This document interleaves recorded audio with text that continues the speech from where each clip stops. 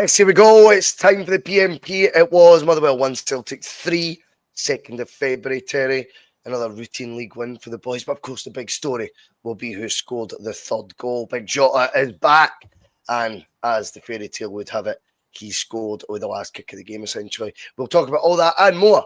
And with the window closing tomorrow as well, we'll get Terry's thoughts on where Celtic are at with all of that. Even mine as well, maybe. But before we do all that good stuff means give us a like. Give us a share, buy some hair, all that, carry on. If you want to become a Bhoycie Bus member, it is $1.99 a month, totally optional. All the content remains free. Also, remember to hit that subscribe button. And if you have hit the subscribe button, hit the bell, and it means you never miss a bus. And there is plenty of buses to catch. Sorry about a wee bit later as well. Terry off air. Big day out in Glasgow yesterday, mate. I was out all day, man. Rough. I thought, how am I going to do this podcast without a beer? So I went to the shop and tooled up, man. One sip and I already feel better, man. Don't judge me. Terry, how's you? Yes, not bad, Bhoycie. Enjoyed that today. Important to get the 3 points. Important to play well, which we did in some spells. wasn't brilliant by any means, but it was decent. Some good performances, which I'm sure we'll touch on. Probably 24 hours from now we'll have a better idea what we're going to have for the rest of the season. But it was great just to get a glimpse of the past with Jota, and then a glimpse of what's going to come in the future whenever he gets back up to speed again. Because if that's him a mile off it, which the manager said he is, it's going to be something else when he's up to speed. Yeah, definitely. I mean, he's one of those rare players that when you sign him, you know exactly what you're going to get. In terms of, he's not played as many games recently, but on the piece, we know the qualities this guy brings, and he will deliver. Like, I am in no doubt he will deliver. He's very rare you get that.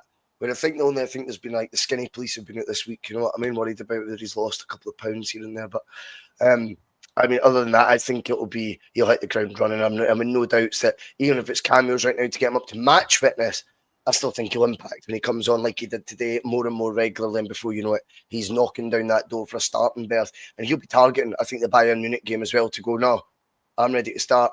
That's the ambition you want to see, by the way, from him joining. Yeah. You don't want him sitting there going, oh, I don't know if I'll be ready. You want him absolutely banging down the manager's door and going, it's your problem if you need to work out a way to pick 2 from 3. Or if you need to take Ida out and put Maeda through the middle, that's on you.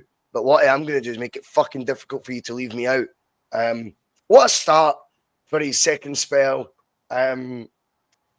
That is the main story, I think, of the day. But we'll go through the game as always, Terry. Your thoughts on the lineup? Ingles comes out. Luke McCowan started. I think we're always encouraged when we see Luke McCowan start.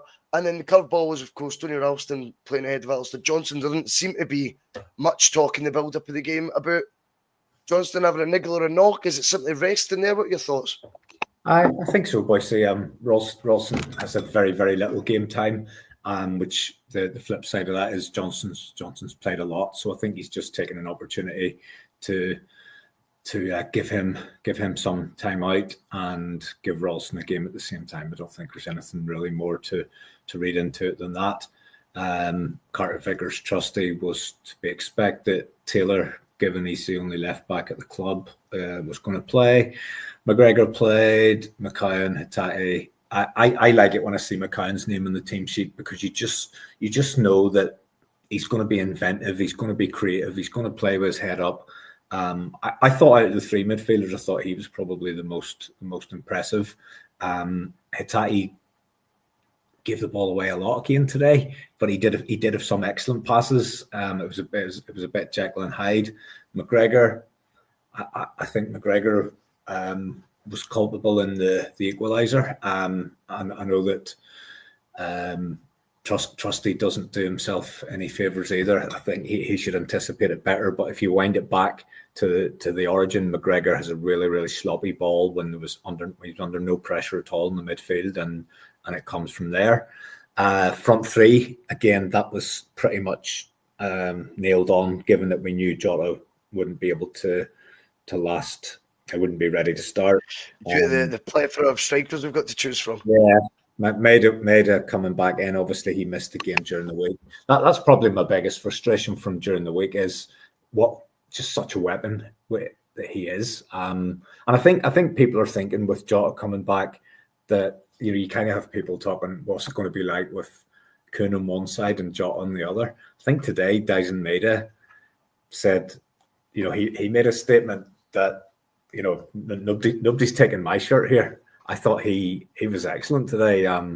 Gets the first goal and gets 2 assists and just was his normal nuisance self. How do you leave him out of the team? So once Jota gets back up to speed, I think that's going to be a good problem for the manager to have. That Bayern game, yeah, you touched on it there. You don't really want to go into that with Yang. Sure, you don't. You want Jota to be ready. Is that too optimistic to think that he can be ready to go in another 10 days? Can he be ready to start a game? Don't know. But it was good enough. It was a good enough lineup for today. Made the breakthrough really early. I thought the first minute we were absolutely brilliant today, Bhoycie. That was one hell of a finish as well, mate. One hell of a finish. That header from Maeda, another side to his game that you don't associate with him. Everyone in his game just reeks composure just now. Everyone just looks just a little more detailed, a little more thought out. That header is deliberate a header, as you'll see. That's not a traditional sort of winger popping up, going, right, I'll stick my head on it and whatever happens, happens. This is all purpose, all deliberate, and executed to perfection. And Tony Ralston getting the assist as well. And I've got to be honest, I think his distribution, crossing-wise, really fell off a cliff the past 12 months. I think a lot of his balls were, fizzing way high and wide of the target in the box. And that cross set the tone for him. And I would actually like to get a few more in the box after that today, because I thought he started as he means to go on sort of thing. But from Maeda's point of view, yeah, I mean, competition I want to thrive, people to thrive under. I don't want competition to scare you off or get your head down. It's all about, overcoming challenges at a big club like Celtic. You don't just get to coast. So when you think you're going for Player of the Year with the other winger, and when we go bring in a superstar winger as well, it might, raise your eyebrows a wee bit. It might make you go, fucking hell, what? That's a sign of strength. And I'm sure we'll touch on it later. It's a shame we don't see that level of ambition throughout the rest of the 11 from Celtic in terms of their strategy, in terms of their approach to having bona fide 3 first choice players there that are much of a muchness in terms of, but they all bring different skills. But they're all, if you were to score them out of 10, I think it would be decimal marks between them. Do you know what I mean? As to who's the best and who's third place. So that level of competition, it's good to see, as you say, marker laid down by one of the contestants of it in the form of Daizen Maeda, who went on to have what you'd have to say was a sensational all-round display today. Yeah, and the word we've used quite a lot when it comes to his finishing is controlled, and that was a controlled header, as you say. Maeda of 18 months ago, it probably goes way up over the bar or something, but he's just got a level of composure. Probably tries to volley it. And everything that he does, and that was a perfect textbook header, because the pace is on the cross, but he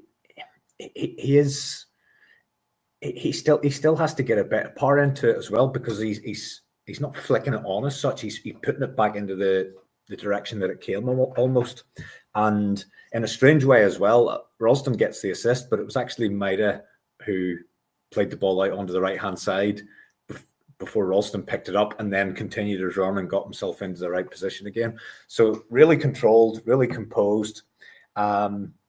His cross for Maeda for the second goal was composed as well, and the composure that he showed at the very end, you can see he clearly takes a look up. He knows where he's at, but he also knows who's standing across. And I genuinely think in that split second, he's had the presence of mind to think, it's Jota. I can get this guy. Imagine if he scores today, what that's going to do for him. I think you're fucking right, Terry. What that could do for the club. This place is, this place will go mad if I can play him in here, because again, he's in on goal and he's well within his rights, having made the run to take a touch and have a go himself there. But he takes a lock up, and I genuinely do think that his thought process was. You think the fact that you think the fact it wasn't a Celtic player, it was that Celtic player that's led him to play the passes. I think if it was Yang, he'd have shot. Oh, I think if it was Yang Maeda would have shot. I think he's had the presence of mind to know how important on many levels it would be to get Jota off the mark.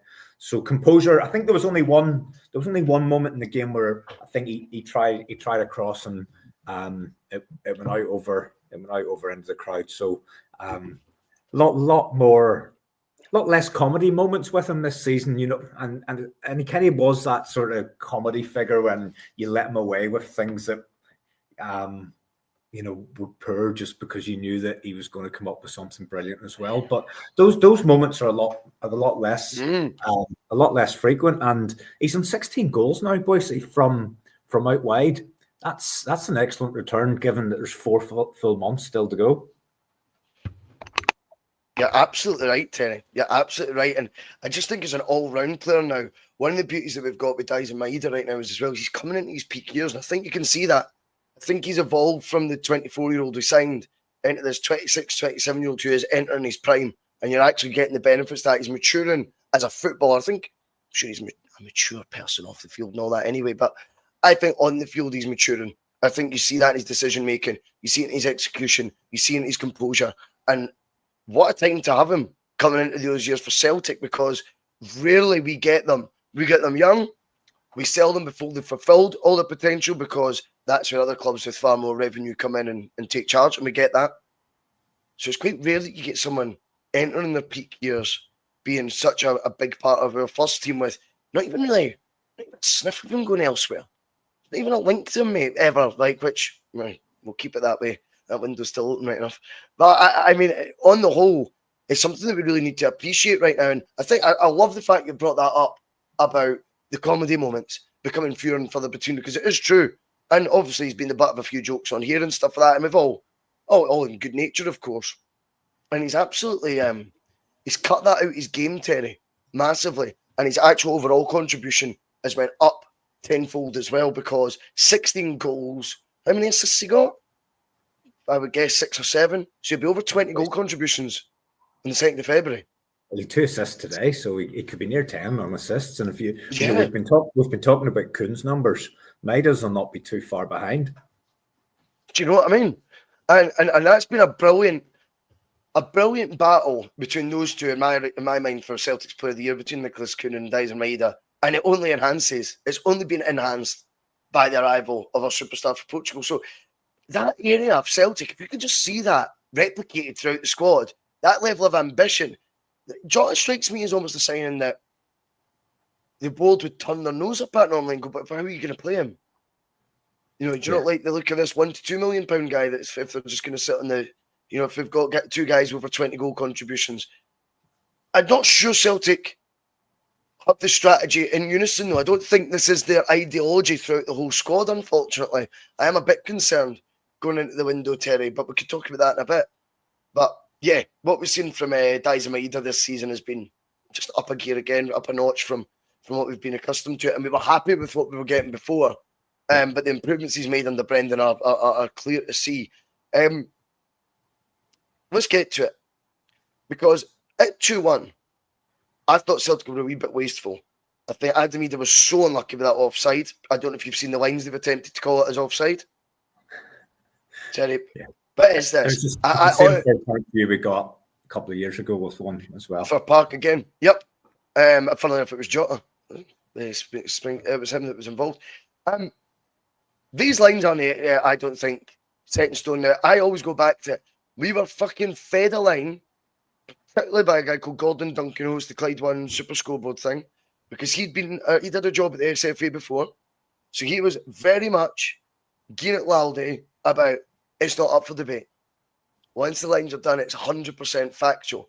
And of course, they kind of retracted from that a year later and sort of said, well, you know, we've got to go by the lines. But I'm like, but if you've not even got them in parallel with the incident itself, and let's be honest and compare it with the VAR you watch in EPL, Champions League, or other major European leagues if you watch them. This doesn't look like offsides being decided crystal clear, like with no element of doubt. This looks up for debate when you see them. What I don't want to take away as well is Ida's input in that goal that was chalked off, because he takes that on the spin and the instep, the foot, and what a first touch it is, but he's also rolling the defender. That's the hungry Daizen Maeda that we've seen in Birmingham. That's I'm going to call it Birmingham since whenever we played Atalanta, it was Bergamo. So when we were in Birmingham, we've seen Daizen Maeda, I thought a bit like a man possessed. He's just a player who needs a rock up his arse, Terry. He's one of those folk you just need, you need to keep pestering him. You need to keep winding him up, because I think at times when he comes out and he seems quite relaxed, I don't think you see the best of him. I think you do see the best of him when he's maybe got a bit of a point to prove, or he's looking like his hackles are up a bit. And I think we've seen that again today. The physicality, the physical side is showing off that physicality that he's got. Leads to good things happening when Daizen Maeda's involved. It was just a shame it was chalked off. Like I say, if it could be proven that it was definitely offside, cool. I can't lie though, Terry, when I look at the still at the end, you're going, it's inconclusive to me, basically, is what I would describe it as. And if it is inconclusive, of course, the benefit should always go to the attacking player. But they need to be seen to sticking at their guns with this fucking daft two-stripe VAR that they've went for. And we spoke about our concerns at the time on getting that in. If you're going to get VAR, you have to go full hog. You need to make the investment. Getting in a below par version of it, I think you see it and it's all its evidence. I'm not raging about it or anything like that, but scenarios can be different, Terry. Scenarios can be that the league's nip and tuck. Talking about that a hell of a lot more then, so it is still right to flag it on the back of around 3 points. Yes, Sutton made a comment which made me laugh, but it was right as well. He says, "Okay, I can see the lines have been drawn, but what are they telling me?" Because you could see it was a green line and a red line, or a blue line. I don't know what colour they were, probably blue. But he said, "What are the lines actually telling me?" You don't know what.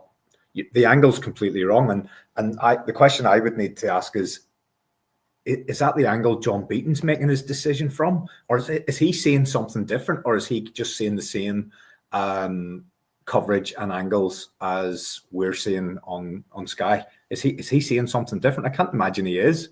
And how can you make that call? Don't know. My gut feel is it probably just was. It probably just was offside, no more. But those lines and those pictures don't give you any certainty around that. Do you have any insight on how they get these lines? I generally don't know how they come up with it, because I think it's all automated in the top tier VAR. This is all done computerized, and it's automatically generated. See, what always gets me with this on iPad, what always gets me with this, Terry, right, is they use this mad term, "We're just waiting whilst they draw the lines." How would you mean you're drawing the lines? The lines are either fucking there or they're not. This should be something, you don't draw them. Then you can draw a fucking line. And if you see it from that angle, if that's what they're working with, and then drawing lines from a diagonal angle, when your camera's at a certain amount of degrees away from the incident, you're drawing lines. What are we talking about? Like, that's not how it's, that's not, but again, I go back to think my bitterness is that was all getting sort of scoffed at originally by, it was Gordon Duncan predominantly, being really patronising my listeners, going, "That doesn't look offside. It's not for debate, it's 100% conclusive." He's had to backtrack for that now, because it turns out he's making a fan of himself because he was wrong. And they were trying to pull the wool over our eyes at first that this was completely 100% conclusive. But when you get 3 years in with it, Terry, examples then begin to grow. And anyone can use their eyes and go, "I'm not sure that's 100% definitive," like when they draw these lines. I've never heard of how offside could be dictated to by drawing lines. It's got to surely fucking, Terry B. It's an automated system. We're just waiting while the 3D graphic loads up or whatever it may be. Boom, there you go. like they do in down south, and you see the sort of silhouette of each player, and it can literally show you on the park from any angle, and like a CGI image, it can show you, right, that's why he's offside. These guys are just fucking about fucking Microsoft Paint. Get the fuck. Yeah, that's. I mean, I think about me in work. If you're ever trying to draw a line, I could never draw a straight line when you've got that sort of paintbrush, or you're trying to pick like a highlighter on Word or something and trying to draw a line under something and it's squiggly, and I've no idea. Just touching on that moment as well, Bhoycie, I thought Edith showed great strength, great pace, and he was already confident at that stage because he had scored again, and that's 2 goals during the week, another goal today, his involvement in the goal against Young Boys. So he's been involved effectively there in Celtic's last 4 goals up to that point. No, he wasn't involved in the Maeda one today, but he's been involved in 4 out of the last sort of 5 at that point. But because that goal doesn't count, you probably forget about the build up to it. And it was a ball from Hatate, a ball that we've seen come into our arsenal in the last 2 or 3 games, that more direct pass.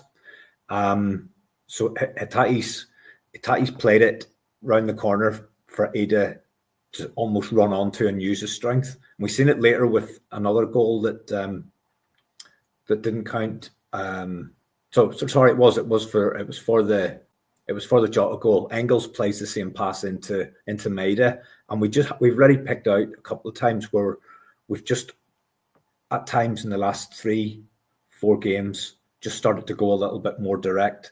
The passes haven't just always been that short pass and move and recycle. We've tried to find the front men a little bit quicker, and it seems to be something that at this point is working. I don't know if you heard Ida's post-match comments, but he said that he came to Celtic to be the main man, and since Kyogo's gone, he's automatically assumed that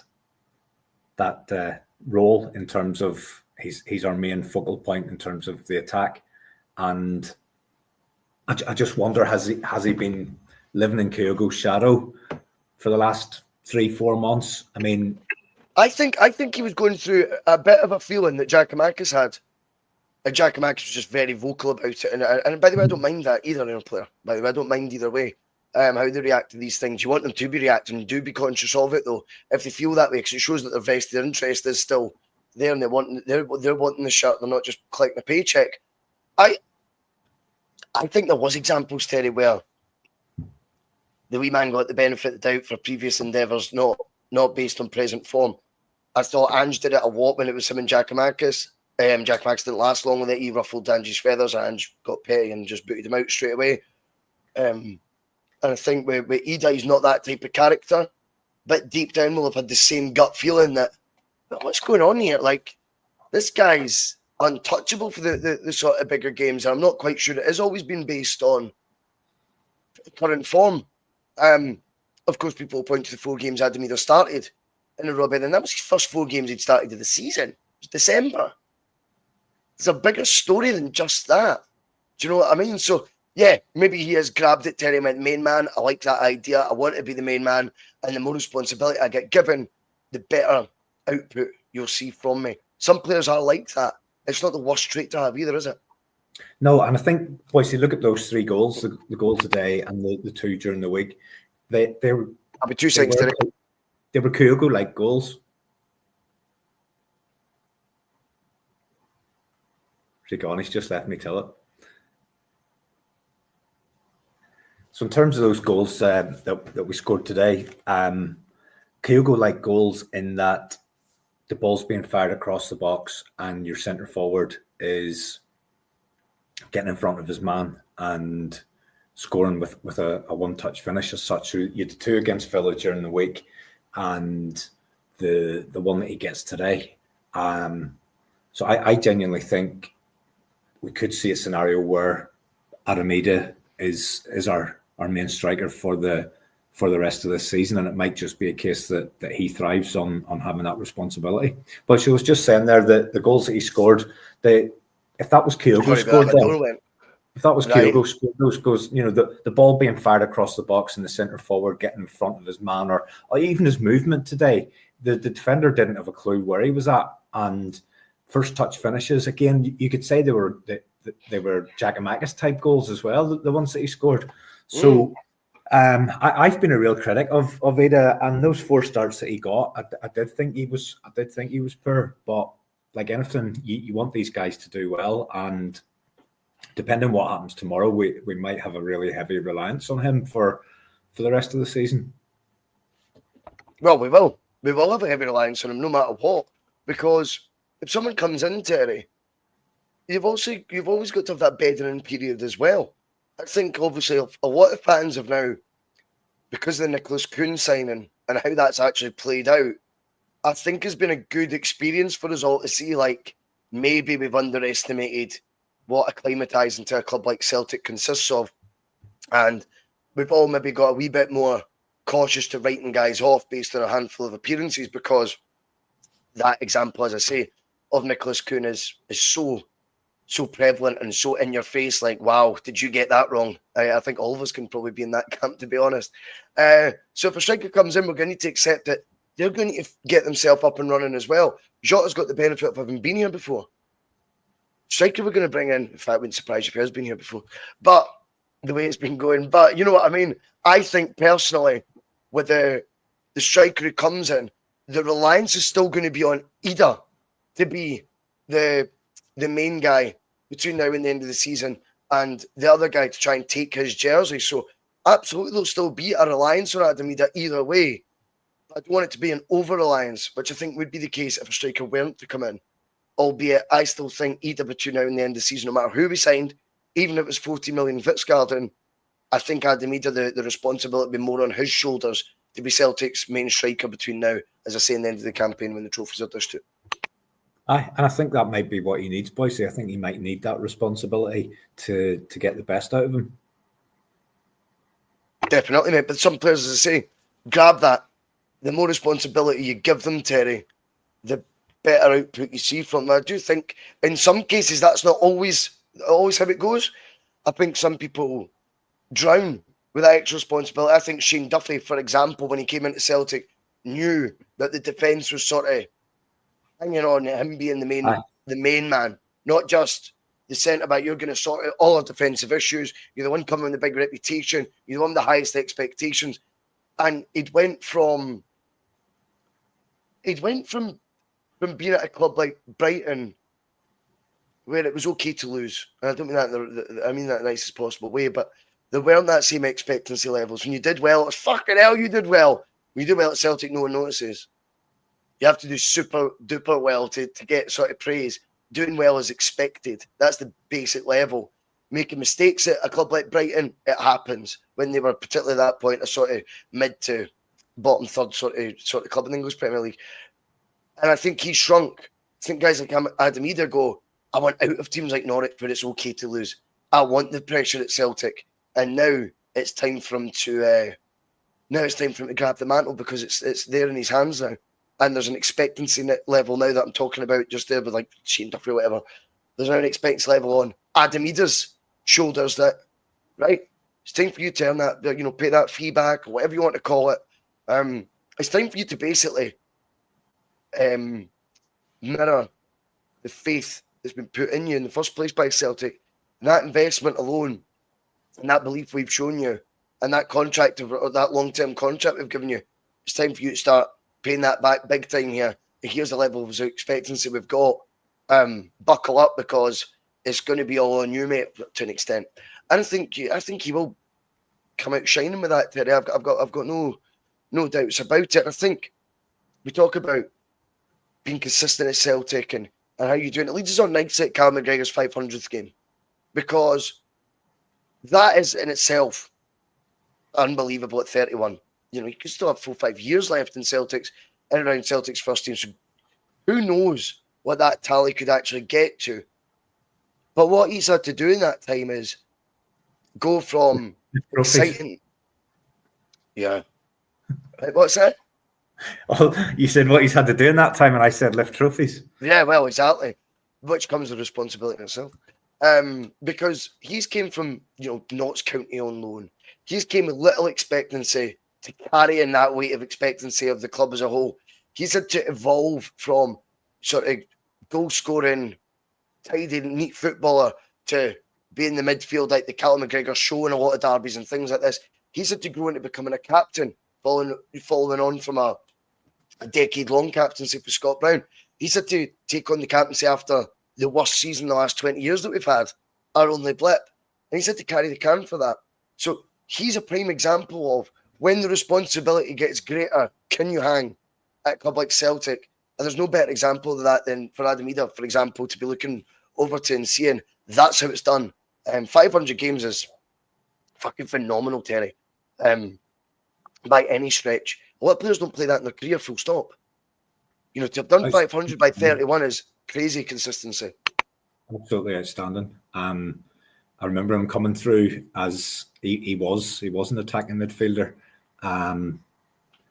Probably late into the Celtic starting team, Bhoycie. I think he was 21 when he first came in. And usually when you've got a young player coming through the ranks, if he's going to go on and play 500 games for the club, you'd expect him to be making his debut and getting into the team around about the age of 18. But McGregor didn't, and he was actually close to moving on around about that time where he'd had that loan spell, and then I think it was Ronnie Deila was it Ronnie Deila played him? And just from the moment that he got put into the team, you could see that he belonged there, and 500 games later, he's still there. I mean, what people are maybe questioning if he's as effective as he was a year ago, 2 years ago. And do you know what? He's played so much football. He probably isn't. And I said today he was involved in the Motherwell goal. He was sloppy, but you don't play 500 games for Celtic unless you're an exceptional football player, and he genuinely is. And I think what I'd like to see with the quality that we've got in that midfield, I'd like to see him not be relied on as much as he has been in previous years. I'd like the manager to be able to give him games off like he did a while back whenever I thought the midfield played really well without a minute. And I think we've got enough in that midfield now with McKayan, Hitati, Bernardo, Engels. McGregor doesn't have to play every single game. And I think if you want to get to age 35 still influencing games, he's probably going to have to be used a bit more sparingly as the years go by. It's a fascinating stat there for Ross Crawford. Thanks for jumping on the bus, mate. He says 500 games and it's a win streak of trophies every 21.7 games. They're just mind-boggling numbers. Absolutely mind-boggling. Wow. Thanks for sharing that one, Ross. I did not know that. He also is good, Terry, at taking the emotion out of it as well. He's not someone who gets over emotional, is he? But we did see some emotion today.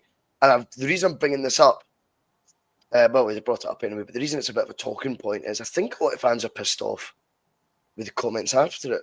I think Aidan McGeady was asked, would you have done that? And he's like, I don't know about the crying. Boyd said, what was it? Was Aidan McGeady in the chat getting the pelters?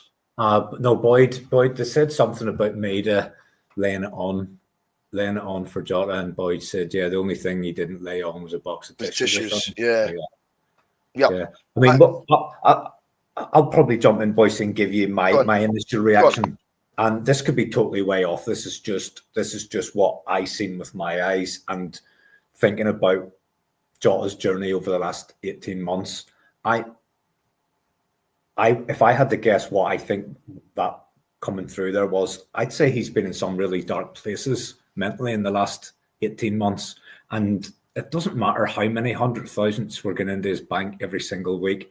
He's gone out there to a completely different culture, something that will be totally alien to him. He thought he was going there to play in the same team as guys that had won World Cups and stuff. Then he goes, and then within days, he's almost put away over and not not part of the squad and told, actually, we don't want you anymore. We're going to try and bring somebody else in. Terry, this bit's lost on people, isn't it? I know, and you think, but I think people think the money compensates everything, Yes. and it doesn't matter that you're a young boy. It doesn't matter that you're so far away from home in a different culture. The money will compensate for all of that. But you have to remember, these are only young lads. They're just human beings. They're just boys like you and me were when we were that age, and they've got so much attention thrust upon them, and it's very, very difficult to deal with all of that. Do you know what, Terry? There's one thing as well, just quickly on the sounding. I think it does get lost on people that they talk about this was a flop spell and all that from Jota's point of view. Jota didn't play as many games with it because he literally couldn't. They didn't register him for league games, not because they don't rate him, because they just spent 25 million on him. But they then got a sniff that Mohamed Salah might be able to join. And they went, oh, well, whatever it takes, we'll need to take a risk here. And we're not registering you, Jota, because we need to keep that bit free in case we get Mohamed Salah, who would have been the biggest statement signing in Saudi's history, etc. Bigger than Ronaldo one, just because of his age, his profile, he's African. I think he's Egyptian, Mohamed Salah. And I think that whole crossover thing was just going to make it, so that's what they hedged their bets on. And it was at Jota's expense. So he could only play cup games, which he always did when he was fit. But of course, that was never going to satisfy a player in their 24. So after a year, he moves on. The Rennes one I don't get. The Rennes one has Benfica vibes. Like clubs that you're going, what's it you don't see? Like I would have thought this guy gets in your team or gets in your first sort of like lower end French League One team. I don't know. I mean, I don't watch enough for Rennes, but just on paper, and then you would think Portuguese league. I thought you'd be able to do bits for a Benfica in there, to be honest. But both those clubs don't see what we do. But then it gets to the emotions of today. And absolutely, it's not just about doing it in front of the Celtic fans. That's what adds it. That's what probably is the trigger, if you like, for it, because that's just an emotional occasion in itself. But it's an outpouring of 18 months of frustration. It's a feeling that he's missed for so long. Not just because it's Celtic, but just getting on the park, feeling loved, valued, and hitting the back of the fucking net when in a meaningful environment when it mattered, because that sealed the game as well. Do not forget, it was only 2-1 at that time. So it was an outpouring of more than that. And you're right, you'll have had some dark days, cash or not. But I've got to be honest, the McGeady thing I think is getting taken out of context. If, in my memory serves me right, he was asked, would you have cried? That's a yes or no question. Yeah, I don't think Jota made a choice. I don't think Jota made a choice. I think it just exploded out. But when they've asked McGeady, would you have cried? He doesn't think he would have. He doesn't think he would have. I think I was like, he's a better bastard for saying that. And I'm like, I think he's maybe just because of his, he's maybe not got the best reputation with you, but I just think he's answered the question. Honestly, like, could I envisage myself crying in that sort of situation? Like, no. Like, that's just not me. Like, I don't get like that at all, really, to be honest. So I couldn't imagine myself feeling like that just because I'm incapable of it. But was I buzzing to see it? And was it like, in your cellmate when I was watching it? Oh, fuck, it stirred a lot of emotions, if you like. But Jota's his own individual person. And that coming about, I'm all for it. If that's the real reaction, then that's what you want to see in it. You want to see the truth. And it's each to their own, to be perfectly honest with you. I think when you see Jota cry, does it make you love him even more? Probably. You've seen what it means to him. And you think of that journey that we've just described he's had in his career. It does make sense. Do you know what I mean? It totally makes sense. But I don't think Aidan McGeady's a complete villain for being asked his opinion. Would you have done that? And he's like, firstly, it's a hypothetical question. So who knows? He's not in that situ. And he's never going to be in it. But he was also asked it. He's like, no, it wouldn't really be. He's probably tried to cast his mind back to a time he's cried in his career and went, no, don't have one. So he said no.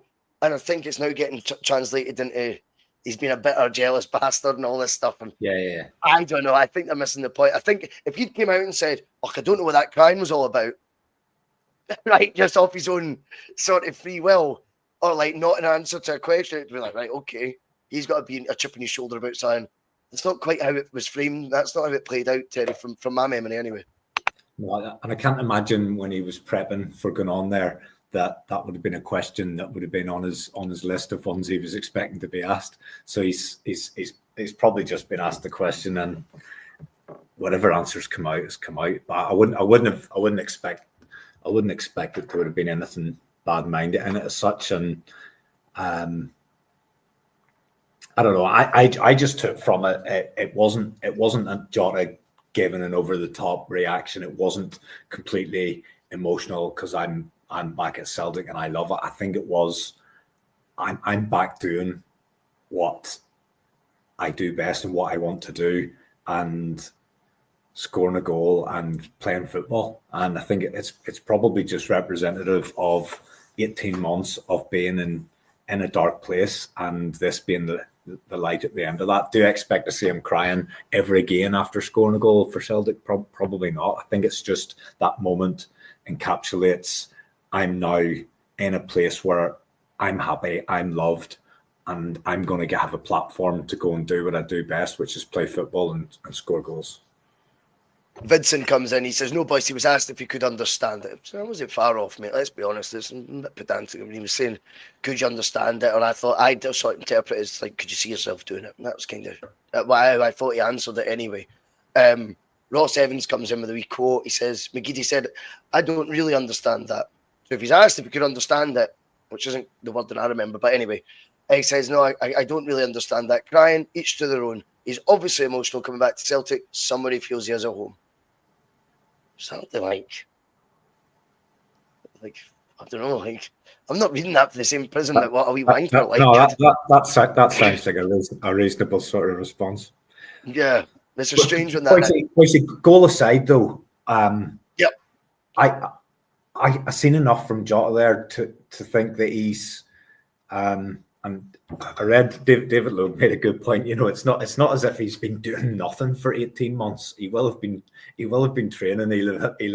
He's been involved, I think, in part of 9 matches already this season. I was kind of in my head expecting he would come on and it would all be very safety and it would be simple passes and just keep possession. But the first couple of times he got the ball, he did do that. But there were flashes even before the goal. There was one time he went on a run and he beat 3, and I'm just watching that thinking I probably wasn't expecting that. Yeah. Probably wasn't expecting that so soon.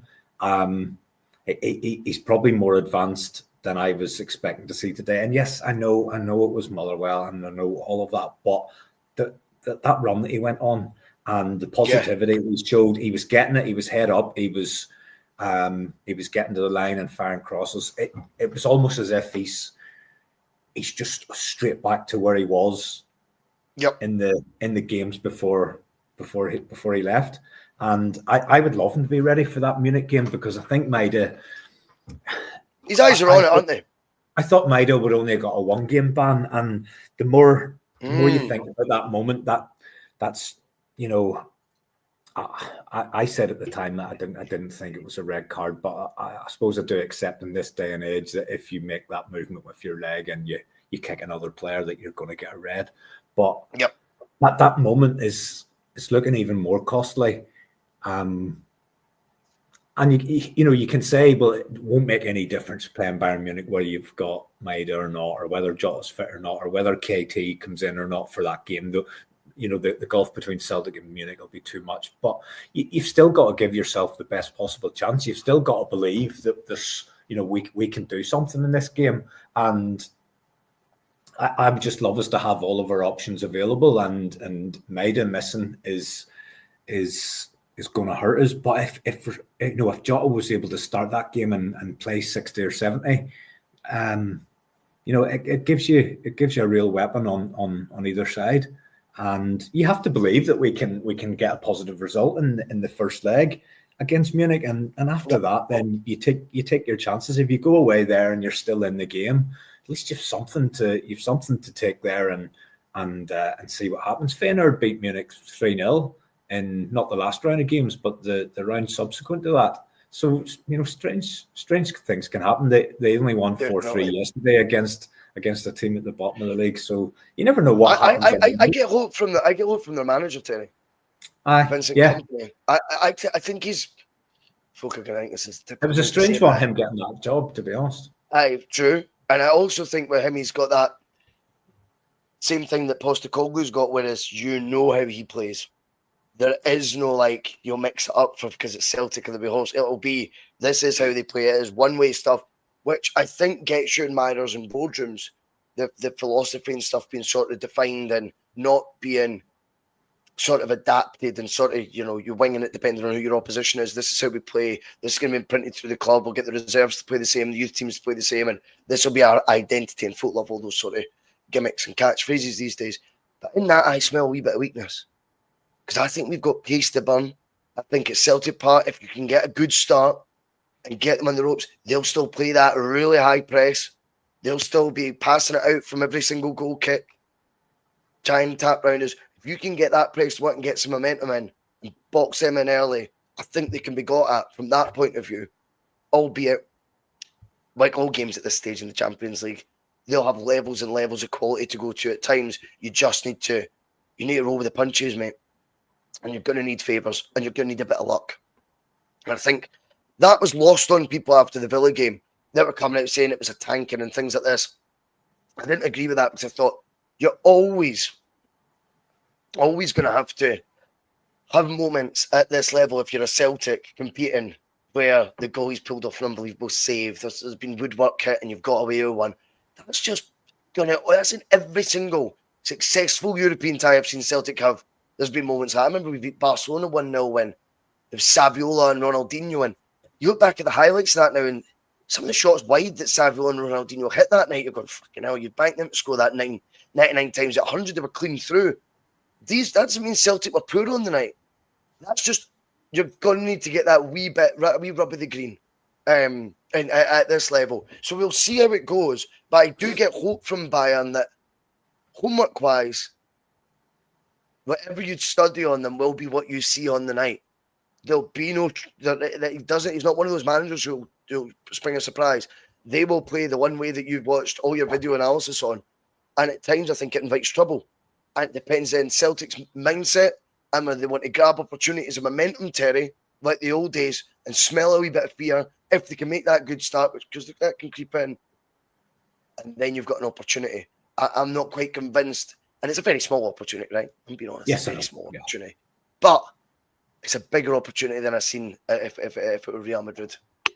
Yeah, but you can't go into it with a negative mindset. You can't go into it thinking you're not, you can't win it. Yes, it's a low percentage, but the home advantage, well, we used to think it wasn't an advantage playing at home first, but I definitely agree with you on that one. I think in this scenario, it's our advantage to play the home game because it's the only real avenue we have to still be involved going into the second leg, and you'll know what you have to do whenever you go away again. It's coming round very quick, boys. The draw was only on Friday there, and that game's round in 10 days from now. But we've two more domestic games ahead of that. So you would hope Jota got what did he get today? Around about 25. You would hope that the next game he could maybe get 35. The game after that he might be able to get 50. Start. And then could you get a start and get an hour out of him against Munich, something like that? That would be the plan. With Maeda out, mate, and the alternative being Yang, I'll be honest. I think it's needs must, and you're going to need to find a way to get Jota in that team for the Bayern game. I think so. This is how it's difficult to manage though right now, because if it's got to be Jota that we play instead of Yang, right? Rodgers could look at it and go, I want the best version of Jota. But then he might be going, but that risks, if he pulls up injured or whatever, and then it is, or do I just keep easing him in and then just go gung-ho and give him his first start against Bayern? But ideally, if you want the best version of him, it'd probably be by bringing him on as a sub again the next game and then starting that second domestic game that we've got before it, that penultimate game, and then you're going to get the best possible at this moment in time version of Jota. I don't mean the best version of him, but at this moment in time. But I think that comes with an element of risk And the debate is then, well, do you want the best possible version of Jota we can have right now? Or would you just rather it was Jota over Yang? And I think it wouldn't surprise me if his first start is actually the Bayern game. Yeah, it could be. It could be. But we'll wait and see around that. James Forrest might be back. He could be an option as well. Again, he's not going to play a full game. Having been out for so long.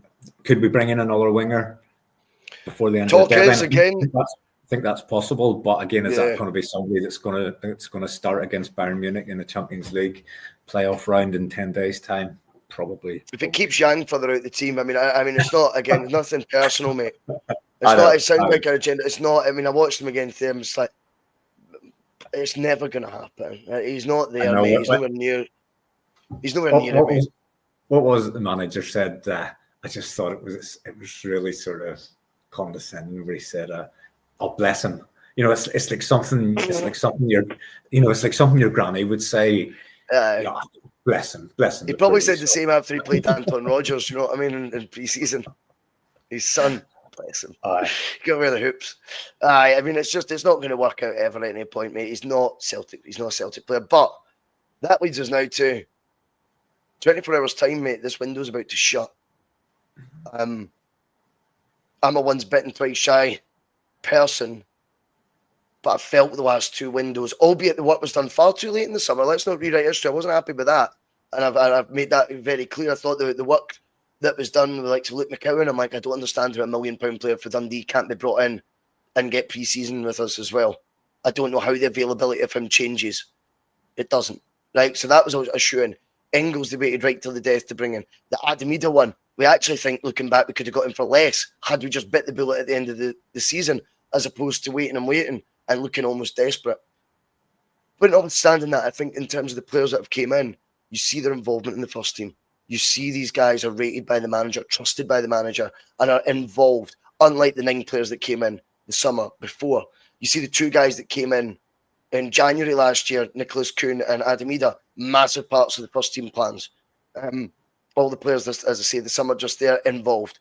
We've seen Jota come in, already involved in the team, and we know he'll be a part of the first team. So I don't mind quality over quantity, Terry. But the one thing that's baffling me, or will baffle me, I don't want to count, you're just not write it off.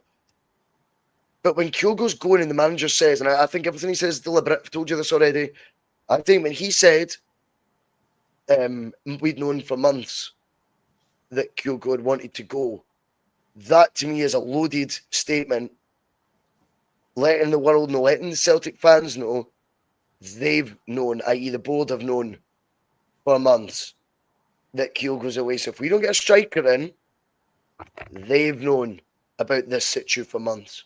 Now, that doesn't mean, though, you just lose all regard for what you think is good business and isn't, right? And that's what you've got to finally align this with. If Fitzgarden is a person of interest, I love the attitude. You just go out and get him. But if for some reason too many voices have said, and maybe even Brendan's as well, went, he's no 14 million though. Doesn't mean you just still go get him anyway, right? But what I would like to have worked out is, what is your agreeable fee for Fitzgarden 3 weeks ago? Find it out then. Have that bubbling away. Or, by the way, to give him the benefit of the doubt, which is a doubt, Bromby have moved the goalposts when Celtic actually have came in with an official offer. Celtic thought there was a fee they'd sort of scoped out from them, and then Bromby have went, nah, you've sold Kyogo now. We want an extra fucking 3-4 million on it, which would just be pretty savvy, and it's caught us hit.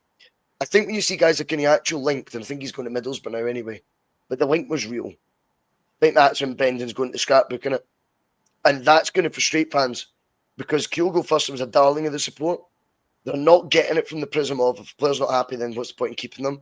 They're just looking to, like, they've lost the fans' favourite, they've lost the top player. Could he not have went in the summer? I don't think that was the case. I think Kyogo was angling for his move, and I don't think he wasn't a happy guy.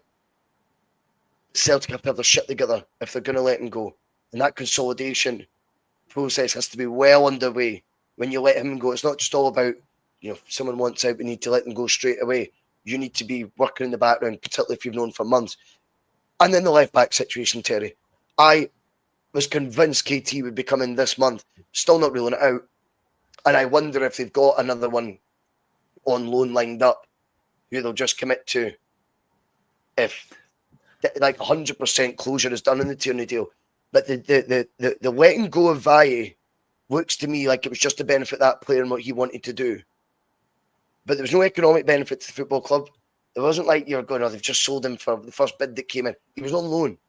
That was Celtic bowing to reasons that didn't really benefit Celtic. So you can't do things like that, surely, unless you've got a plan in place. I know they're greedy for the money sometimes, but in this instance, that wasn't about money. So why let him go if you don't have it lined up what you're going to do? And my hunch is I think they'll get either the man you left back on loan that was linked before, but I think they'll still give every opportunity tomorrow to get KT up the road in time before the window shuts. That's just my theory on it, not based on any ITK shite, you know. Yeah, the Bhoycie one's strange. So, I mean, has he been unhappy? You know, why would we agree to that move? There's no benefit to Celtic whatsoever to agreeing to that, unless you've got a player who's really unhappy hanging around the place. And I don't know, maybe he didn't enjoy the weather or whatever, but he's not come back to Barcelona. He's going to another team. So that one's strange. That one's strange. The manager again brought Scales on to replace Taylor, which he has done across the last number of games. So is that him planning for the worst, or is that him again sending a message? I'm having to play someone who came into the club as a left-sided player who had plenty of experience playing left back, and do you know what he probably could do? He could play in that position domestically and be fine for the rest of the season. Just really, really strange. You just assumed whenever Bhoycie was allowed to go that Tierney was done. And again, has something changed on that one? It just seems a little bit negligent to allow Bhoycie and Kyogo both to go without having something nailed down. And you said there about Spfl, we could have asked the question a week ago. To me, if we know during the summer that Kyogo's gone, we don't have to wait to January to have something in place. You can't sign somebody until January, but you can talk to clubs, agents, players, and you can have an arrangement in place ready to go. And everything doesn't have to wait to deadline day to go through. The fact that the negotiations have broken down for this striker allegedly on the Saturday before the deadline on the Monday. We've known Kyogo's been gone for 6 months. Why was something concrete not done before now? Why does it all come down to this last day? Whoever we bring in tomorrow isn't somebody that we plan to bring in. It just feels as if we put all our eggs in one basket with Spfl, but we hadn't done enough work between the summer and the end of, or the start of the window to have that deal ready to go. We should have known how much it was going to take, whether he was going to sign, how much it was going to cost to pay him. That should all have been done in advance. I don't know why we're scratching around in January and now it's falling apart, and then we're getting linked with. Well, there's another argument to that, though, Terry. There's another argument to that basically Celtic have kind of been played, whereas they may well, because these things seem common sense to us, so I'm guessing fucking. Yeah, and Fitzgerald's been linked, by the way, for a long time as well. So I'm thinking there's been talks already done. I wonder, though, if Celtic played their card too early in the big Kyogo announcement. They got caught up with being able to announce Jota, and someone at Brøndby's went, they've only got one striker. That's their main guy. They've just sold their boy who they want off as the guy. You know, we said 9-10 million. Bump that right up to 12 to 14. Or they're not getting. We're content keeping them anyway. And they've probably got interest from elsewhere and things like that. And they'll be scoping out what other clubs are willing to pay. And so everything's a sum of moving parts. Just because Celtic may have thought there was a fee that would be acceptable. If you start seeing Celtic then desperate for a striker, what would you do? Yeah, but we should have been working on more than one striker. We should, have we not learned from anything? Didn't we? We were down the garden path with Eddie Howe, waiting for him for 3 months. We've seen it with other players. We should have had three 3 targets and working on them all. And if Bromby start playing silly beggars, then we just say, okay, fine, we've got another option. We'll go and do that one. And I remember the first link with this guy. The first fee that was talked about was 4, and then it very quickly went to 6, and then, as you say, then it went to 10, and it's up to 14 now. They could be at 14. That's fine. Celtic will have a valuation of him. If Celtic value him at 6 and they're holding out for 7, then I say, with the financial position that we're in, if you want him, do it. If the manager wants him, if that's the one he wants, you pay a wee bit extra, so what? But if they're looking 2.5 times what you actually value him at, then you don't do that deal. But you have other options ready to go and ready to move on to it. It feels very short-sighted just to be working on one deal, and then once that falls through, you start scratching around. And I don't really want us to go out now and sign somebody. I think I would rather they went short term now. Yeah, I don't want somebody to go out. You make mistakes when you go out, when you make mistakes when you panic and you rush into something that isn't planned and isn't thought through. You make mistakes, and then you end up with a problem. You've some geezer that you've give a 5-year deal to that's shite, and you can't get rid of him. I would rather. You could invest the 14 million in Fitzcarlton, which seems a hell of a lot of money, but you'll get back if he does what he's meant to do in the tin, right? Or you bring in an £8 million player and you lose all of it because he does what a Yeti did, and he wasn't the target. It was even Ivan Toney, and then we just went for a Yeti. And I wonder if, again, total not necessarily my view, but I'm putting it out there, that if it wasn't Fitzcarlton, that the next one, say on the list, if there was say 3 that they wanted, isn't available right now, but might be in the summer, and therefore it's right, we need to go for a loan if it's not Fitzcarlton. Or what about the number 4 in the list, Brendan? He goes, I didn't want to do that. I don't want to sign a guy permanently that's 4th on the list. If I still think we can get number 2 or 3 on the list in the summer, then give me one of my old pals, like any actual. That's maybe how that's came up. And I think right now I'm looking at it going, I'm not advocating that it's good in any way, shape or form. I just wonder if the reason Fitzcarlton was the number 1 target is he's out and out the standout player that we think is someone that might be interested in joining us. And if we either can't afford it right now, then that's fine, but we can't actually go in the position we can move on to the next in the list because they're just not available at this moment in time, but may come up. Then I'd be more comfortable with us going, right, get us someone in on loan, but any actual being linked. I can understand that, to be honest with you. Is it ideal? Far from it. But it's less risk. Other than that, though, I don't see us bringing in much. I mean, I know the young Scandinavian wingers is linked, and a lot of people excited about him as well, Terry. Not just in terms of YouTube clips, but there's a lot of number crunching going on with him. It's incredible, some of the stats that he's actually got so far, albeit these things can be misleading at times as well. But he does sound like he's someone who's very much a hot prospect. It'd be a bit of a coup for us to get him. And then that would be really strengthening the winger situation and making a mockery at other departments like left back and striker if none others were to come in. And do you know what?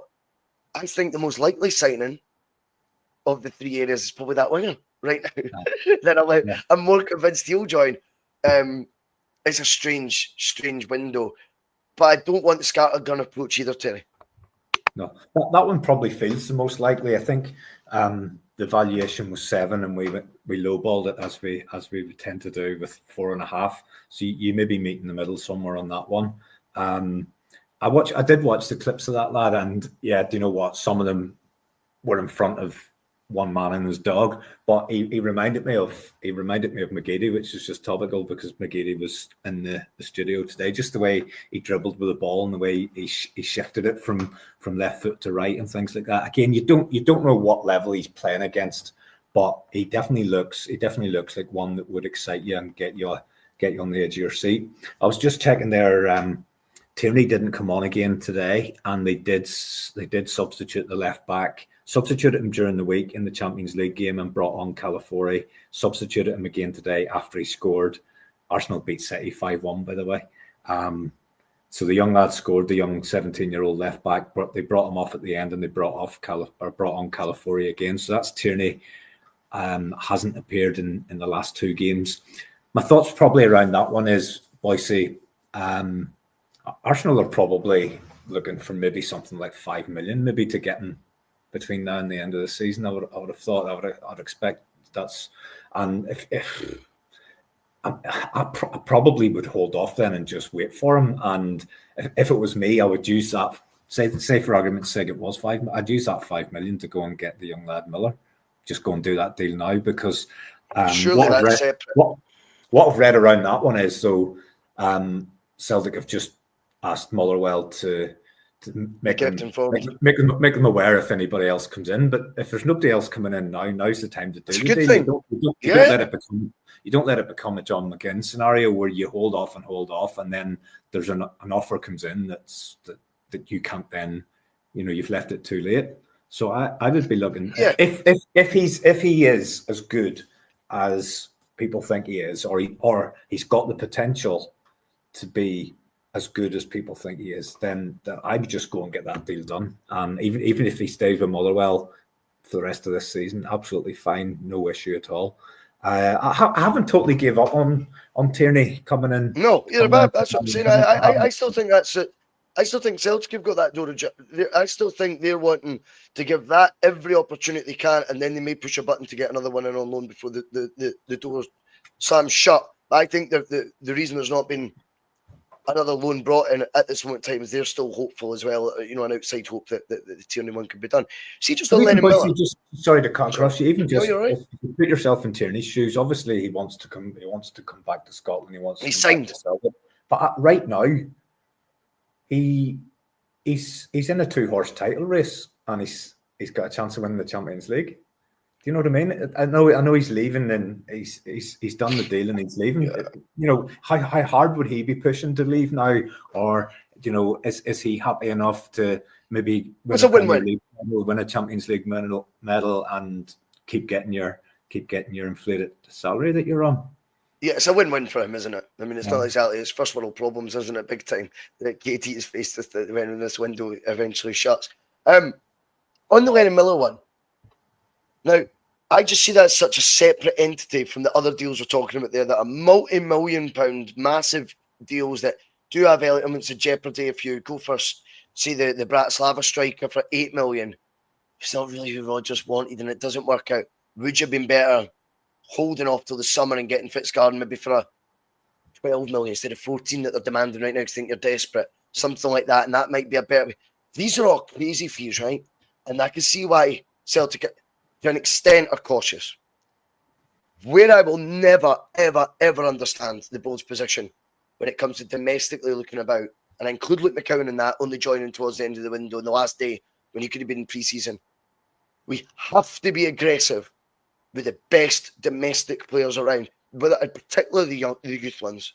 So if there's an 18-year-old worldie at Motherwell right now with all the potential, and that is, albeit, and you're the biggest shark in those waters, you fucking go get him. You loan him back, whatever, but he is registered to Celtic. It's what you do. That's how you should be operating. And this isn't about the 5 million for KT could be used there. This money is all there. Like for all these scenarios, and particularly with the youth one, that is where you go out and you go, well, you're not up against it here, Celtic. This is the other side of the coin, where you're the bully in the transfer, you're the instigator, you're the dictator, you're the one with the clout behind you. So, whilst you can almost understand it to a point where they're going, Jesus Christ, this market's lively, and with the other European clubs with their prime players, and we don't want to get ripped off because it's crazy money. Seeing this when you be the aggressor. You start dictating, you start rocking boats, and you get Lennon Miller in, and you sweeten it with, you can go back there on loan for 6 months. Hey, 18 months, we can bring him back at any time if he's excelling. But he's registered to us, because that's what the biggest club in Scotland do. We go out and we get the best young players around us, or best domestic players if they're late bloomers like Luke McCowan. And when we identify them, we go get them. Because that market is a shoe-in. It's a tap-in, and it's so many universes away from that big European one where I have a bit of sympathy. Not crazy, though. It's still to get lots wrong, but I can see how it's quite daunting, and I can see how, with the amount of money at stake in terms of the length of contract, signing on fees, how much would actually be paid to the player over that time, how much then the opening fee is, agents, all these things. I get how that's big, big fucking stuff. See, domestically, you've got to be the playground bully, mate. And letting Miller, no excuse, no reason not to do it, no need to be kept informed. We'll inform you what we want to do. And we want him registered to Glasgow Celtic for the next 5 years. And we'll give him back for a year and you can have him for that. But we're dictating to you what's happening here. What's the fee? £3 million, go take it. But see, even for your Champions League squad, you need to have X number of homegrown players. So why not get the best ones that you possibly can instead of having ones? I mean, there's people in our European squad who you just wouldn't bring on because they're not good enough. We need to go now. Tierney will come in and he'll meet the criteria. But if you're bringing in Lennon Miller and a couple of other get the best ones that you possibly can for that purpose as well. Here's one, Bhoycie, I just want to get your opinion on. Do you remember when Ange played Doug against Rangers and we talked about, was he told he had to play him to try and get him to stay? Do you remember he played Ben Doug? He just appeared from nowhere. Derby. Yeah, he just appeared from nowhere in the team. Yeah, me, Mark. I take you didn't watch the TNF. Oh, did you talk about Cummins? No, you missed it this week. I haven't seen it. We did the exact same comparison. So you're so I watched most of it, so I must have missed that bit. You're spot on though, Terry. It's exactly the same vibe. Do you think that was? It could be a number of things. It could be that's the only other striker at the club that we had that we could have brought on for Daizen Maeda because Kyogo is gone, and I believe Johnny Kenny couldn't have been in the squad because we all know what it wasn't registered. So Daniel Cummins, was he the only one? Is that the manager sending the signal to say this is all I've got? I've had to give a debut to somebody here in an 18-year-old in the Champions League because of where we've been left, or has there been interference? Brendan, we're going to lose this guy for nothing. You've got to throw him on. No, I 100% think the latter. I think what Brendan will do with that though is flip it the other way and go, do you know what? Who else could have played anyway? Do you know what I mean? Like I was going to play him anyway because I've got fuck all. That sort of thing. So it's a highlights it, I suppose. But I do think there's huge last gasp panic stuff going on. The same way with Ben Doak, that the reality is coming. You've not got your shit together with this player. You've offered him no path. You've not offered him a clear plan. And that's why you are so vulnerable. Like Middlesbrough took the young player Jerry, I think he was called, this week. Fullback for Celtic. There's pathways. There's this is our vision for what you're going to do. And I get the vibe that at Celtic, it's great. Brendan saying you've got to earn it to get a jersey. Well, of course you do. But what you also want is hope, and you want actually a list of KPIs that if I'm hitting them, it's that going to get me in. And do you know what else you want deep down? See the honest truth as a player. You want examples. There's no fucking examples right now, Terry. Tony Ralston. Players might have higher ambitions than being a sub. And that's no disrespect to Tony Ralston. Yeah. If you actually look how many starts he said by the time he's 25 years old, he said as many starts for fucking Scotland, mate. And there might be players that are going, where's your other recent examples of Celtic doing it? I've not got faith that I will get a chances. So why am I signing a new deal with you? Whereas I've went down there, they've offered me the bright lights, they've also, there's a big folder about what we've got planned for you. This is how it works here. What do you think?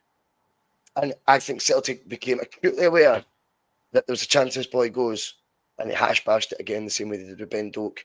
Ben Doak got the derby under the lights. He got Champions League against an English Premier League side. Two very interesting debuts to suddenly earn, is it not? Yeah, and 100%. Both very, very similar potential outcomes on the horizon. And I've got to be honest, I see through Celtic's bullshit on that one, Terry. Yeah, 100%. Right, we'll see what tomorrow brings. Anyway, Bhoycie, I'm not holding out for an awful lot. I definitely think we'll bring someone in of some description, but we'll see how it plays out. No worries at all. Well, thanks for your company. We will be back tomorrow. In some shape or form. I don't know if Mark's doing a Monday club or not. Hopefully he is. And then I think it would be remiss not to be coming on as the window closes. So I don't know if Phil and David have something planned. I might need to put on the yellow tie myself. Don't worry. I will be wearing the yellow tie. Right, we'll see you all later. Cheers for that. Nice and Terry. See you during the week.